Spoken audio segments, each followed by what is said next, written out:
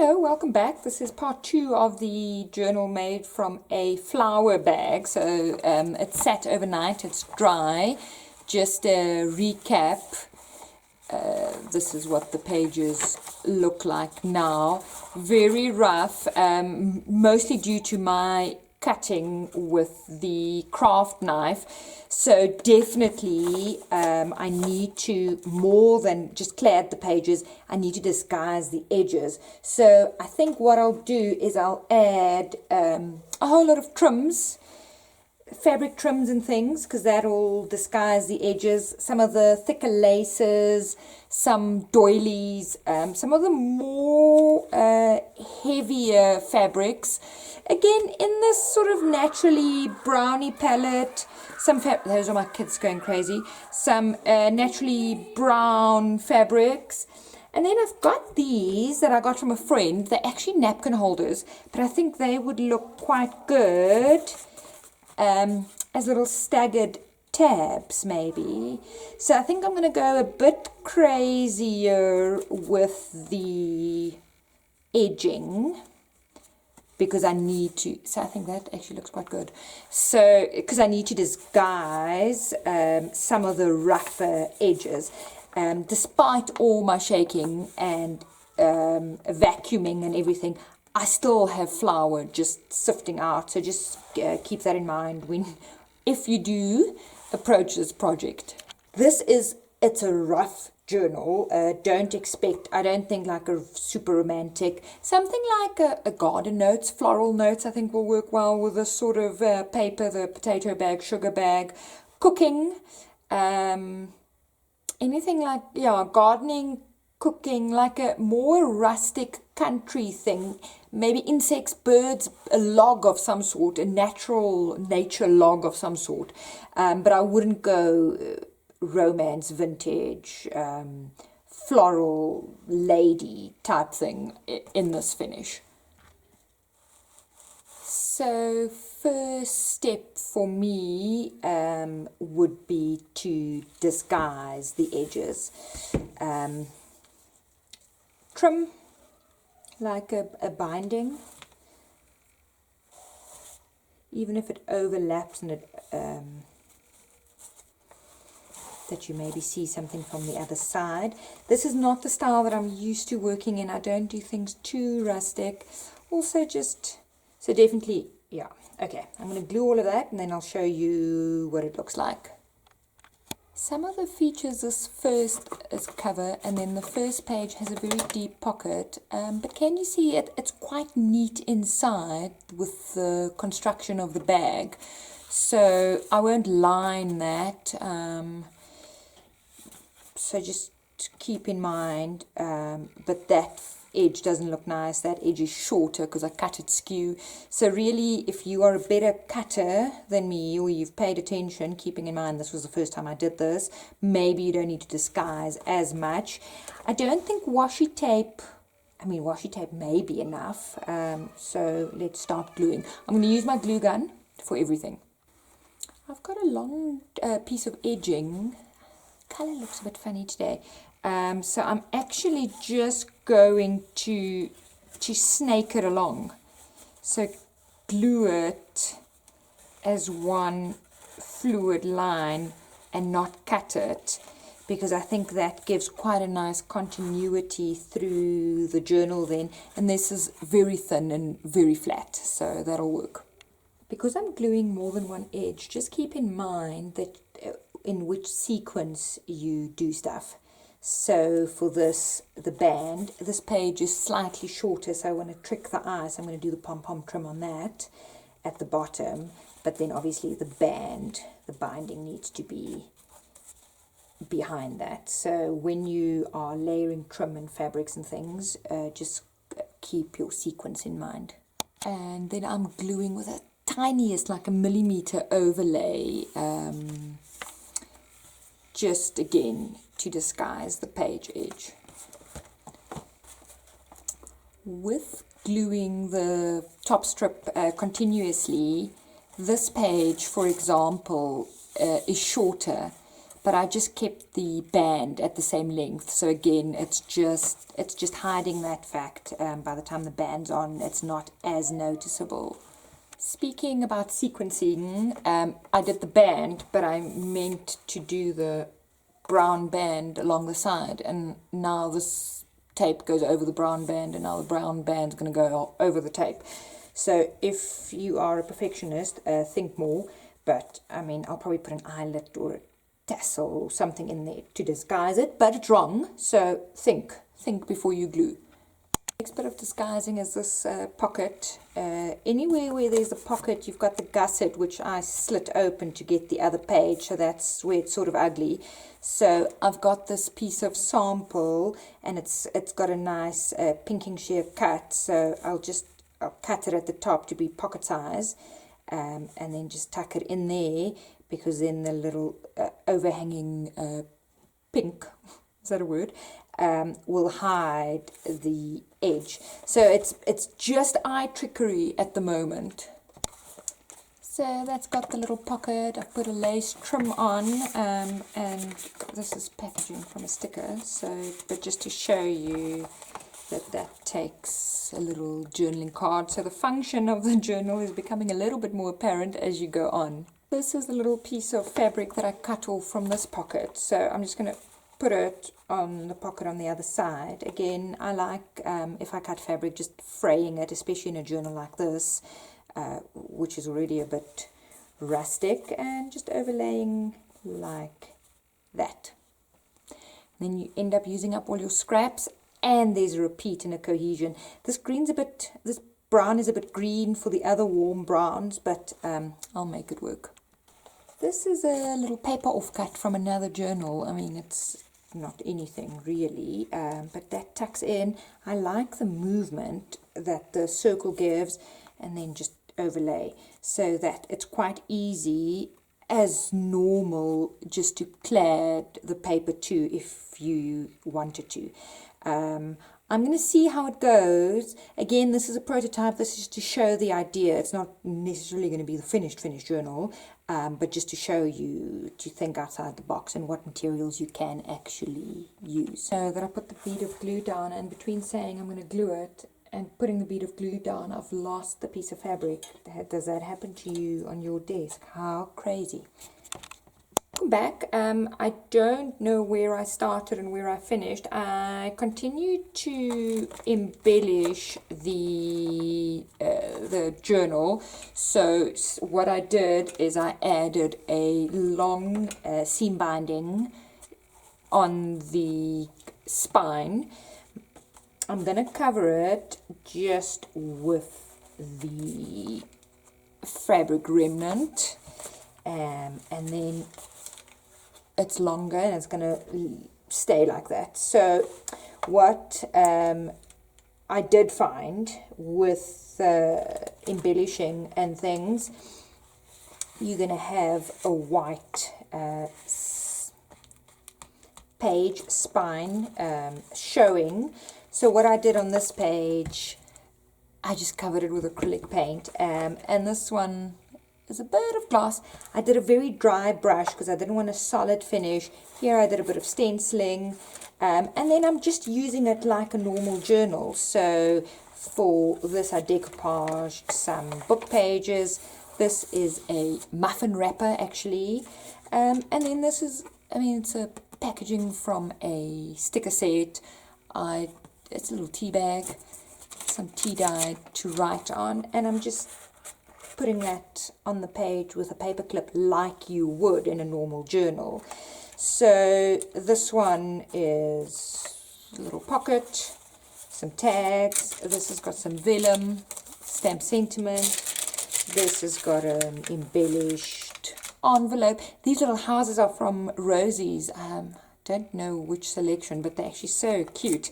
And this one's filled with little tags and pockets that you can use in the journal.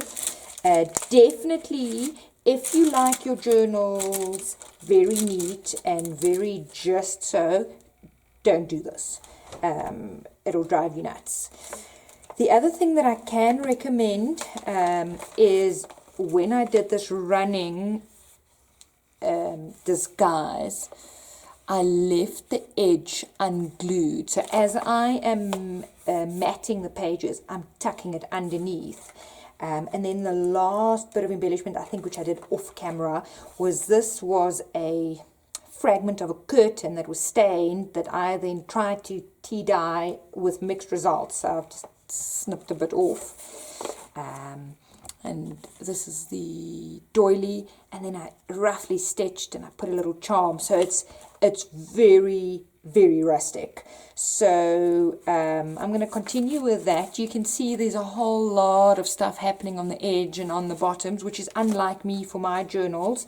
But this is really a mind shift for me. But because the bag is so plain, and because the paper inside is so plain and rustic, that's what I've let myself be guided by for the colors. And then I'm going slightly over the top with the embellishment or with the finish, but still in a rustic style. So with my cutting, my pages are all skew, so there's a lot of post work. So I think a lot of you will say, but why bother? I liked it. I liked doing it and I liked trying it. So sometimes when the journal's like this, it's at its ugliest because it's sort of right, but it's not quite. So I'm going to continue with that and sporadically just put on the video and show you what I've done.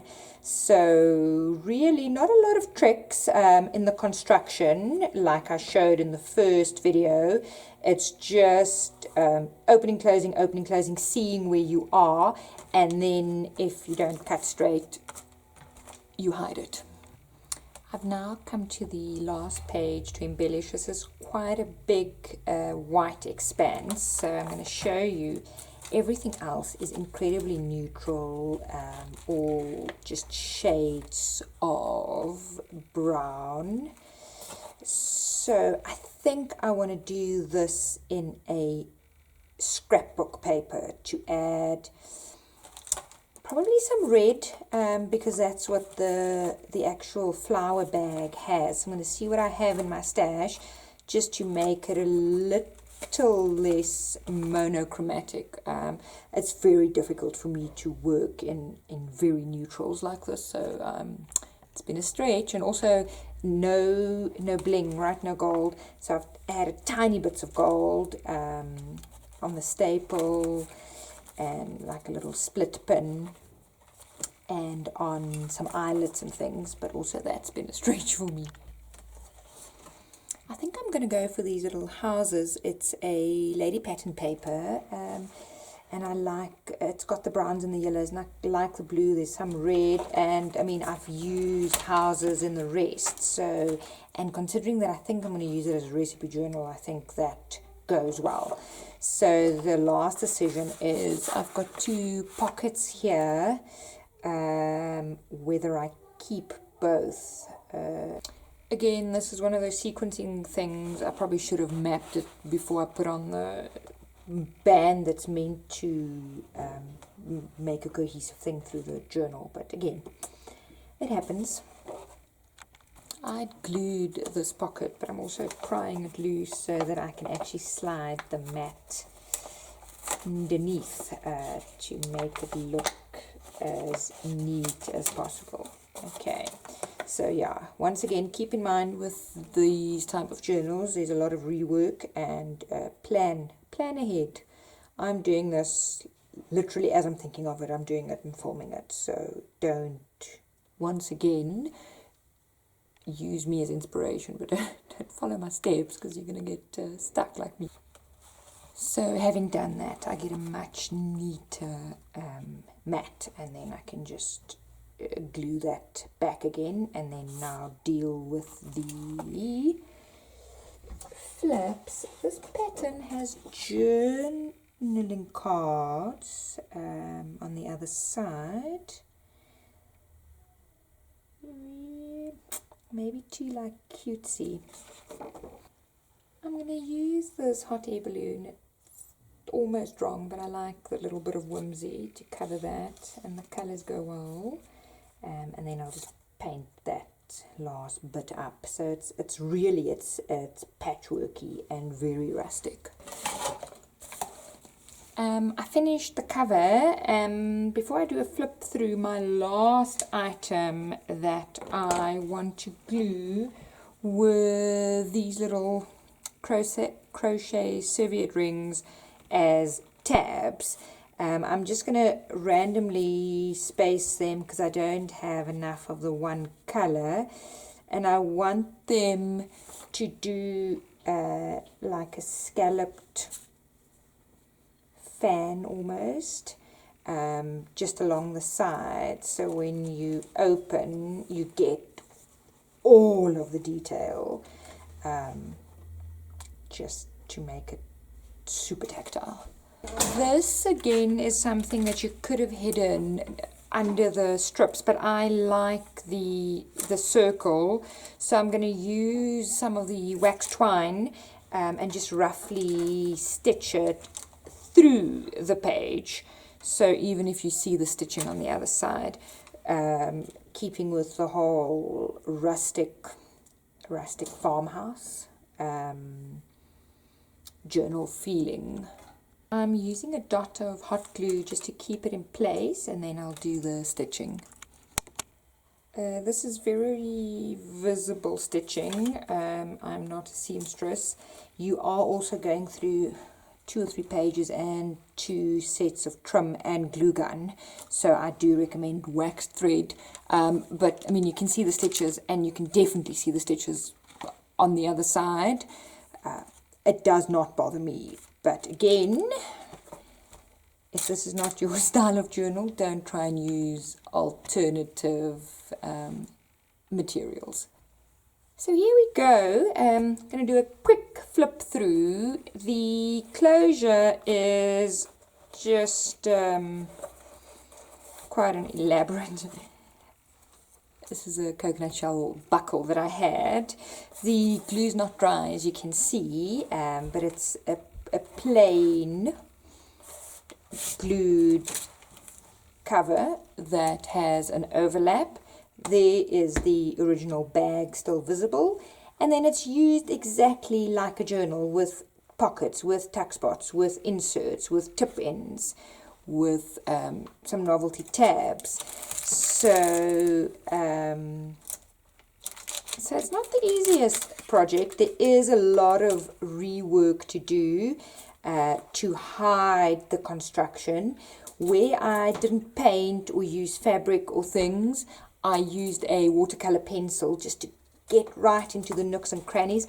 This is a big pocket, and that's got a whole notebook, so I can do my recipes. Throughout the journal, there's a lot of tactile elements, so these little crochet things, there's lace, there's some stenciling with texture paste, the pom-pom trim. This has got a tuck at the bottom and a tuck at the top. Again, these are all things that I had lying around. There's some stenciling on that, and then it's got the band throughout to keep the pages hidden, and the construction hidden. And then I used this Goldie. This is what it is. Everywhere, and I almost like finger rubbed it like a glaze. So if you have like a Nouveau Mousse or something, you could probably do the same. When working with a very limited palette like now, texture is very important, because otherwise the journal will look incredibly flat. So this is a little note. All of these I got in swaps from pen pals and things. This is a little tip in. The stitching on these little tabs are very visible, but for me it's fine. And then this also, lots of texture, chunky doily. There's some stamping, some leather on the tag. So again, it's a double tuck. This I got from a friend. This goes out, and then there's a little bit of color here at the back, which is actually quite nice, just as a last thing. That's a velvet ribbon, so lots of texture. And then the closure, the spine is plain, outside completely plain. I may put a label on, I may stencil, I may do, dangles and things, but for now, pom-poms visible. All of these ones I left long, I didn't trim them. These are the side pieces. I I like that it's tactile. And then last is the hidden pocket in the top. That was part of the construction, but I mean, you could have just glued it shut. Did I not glue this thing in there? Any case, there's a promise, there's a pocket in there. I just can't seem to get the tag out now. Of course, when you film the flip through, that is what will happen. So very strange. Let's see. I stuck. You know what I did? I sewed it in. Oh well, so much for that. And then as part of the construction, just have a look at things like that, or flaps here that aren't glued down. So when everything is done, have a look at that and just do some remedial work. So is it possible to make a journal from a flower bag? Yes. Is it possible to make a journal from a potato bag by using the same principles? This one is not decorated, but yes, there's pages, there's pockets, there's fold outs, so another pocket, and then the same with the sugar bag. So yeah, think about your materials a bit differently, then you can end up with something really nice if you let your mind go a bit. Let me know if you want to see some more crazy materials used to make journals. I'll give it a go. I'm always willing to give it a go. And thanks for watching. And let me know if you make a journal from some abnormal material or not normal material. Thanks for watching. Please hit the like and subscribe button. It means a lot to me. It also means that I know that I'm on the right track. Thanks for watching. Bye-bye.